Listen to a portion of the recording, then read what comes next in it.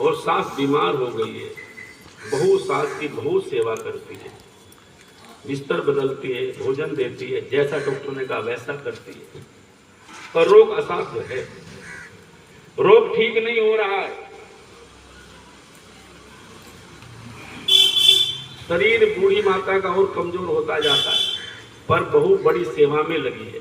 सुन बेटा, सुन ध्यान से। तो मोहल्ले की महिलाएं मिलने के लिए आती हैं, जैसा स्वभाव है, चलो मिल के आते हैं, माता जी का हाल चाल पूछ के कैसी है। तो महिलाओं ने देखा कि बूढ़ी माता के कपड़े बड़े साफ हैं, सुंदर बिस्तर पर लेटी हुई है, और बहू पंखा जल रही, सेवा कर रही है। और जब मिलने के लिए आई तो बूढ़ी माता एक बात कहती है, बहनों सुख दुख तो मेरे भाग्य का है, ये तो मुझे भोगना है, पर मैं एक बात कहती हूँ, जैसी बहू भगवान ने मुझे दी है ऐसी सबको दे।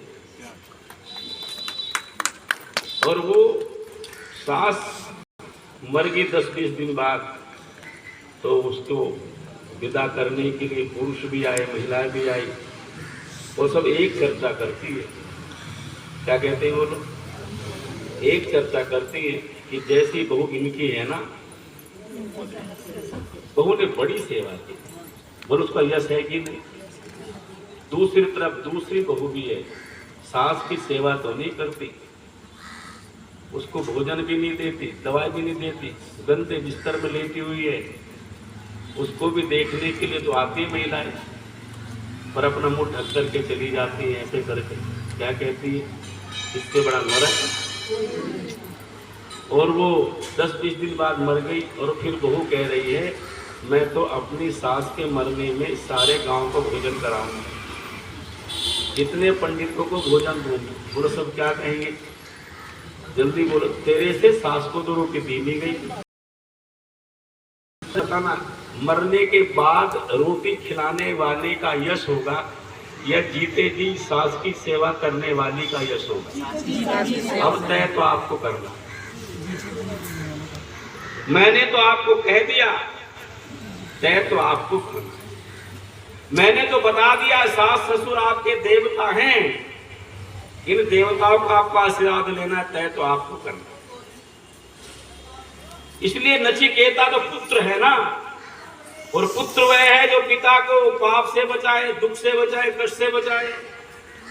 नचिकेता बोले, भगवान यदि आप मेरे से प्रसन्न हैं, मुझे वरदान देना चाहते हैं, तो पहला वरदान दे दो, मेरे पिता का क्रोध शांत हो जाए। है ना, हमने से कोई होता कहता है बड़ी सी गाड़ी दे दो, जो कुछ हुआ दे। मेरे पिता का क्यों कहा ऐसा?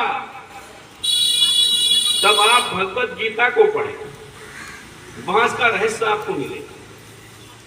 क्रोधाद भवति सम्मोह।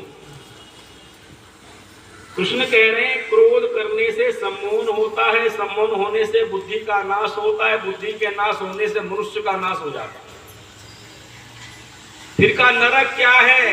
तो कृष्ण कहते, त्रिविधम नरकस्य द्वारम। नरक के 3 ही दरवाजे हैं। कितने बोलो? 3। नरक मैंने दुख, महादुख में जाने के 3 ही दरवाजे हैं, काम, क्रोध, लोभ। एक है क्रोध, वो तीसरा है बोलो लोभ। अच्छा, जिसके भीतर काम है वो नरक में है कि स्वर्ग में? इतनी बड़ी संपत्ति के मालिक थे बड़े बड़े लोग, हजारों चेले थे उनके पीछे, आज कहां पड़े हैं? ये नरक है, नहीं तो और क्या है? काम आया केवल, काम आंखों में रहता है, और लज्जा भी आंखों में रहती है। जब तक लज्जा रहती है तब तक काम नहीं रहता, और काम आता है लज्जा चली जाती है। इसलिए कहा कामातुरम भयम न लगता। कामातुर व्यक्ति को ना भय होता, चरित्रहीन व्यक्ति को कोई होती है लज्जा, और जिसका चरित्र चला जाता है वो व्यक्ति तो जीते जी मरे हुए से बदतर होता है। और लोभ हृदय में रहता है, और दया भी हृदय में रहती है। पर जब तक लोभ नहीं आता तब तक दया रहती है। और लोभ आता है तो दया दया चली बोलो चली फिर जाती है। भाई भाई का दुश्मन हो जाता है।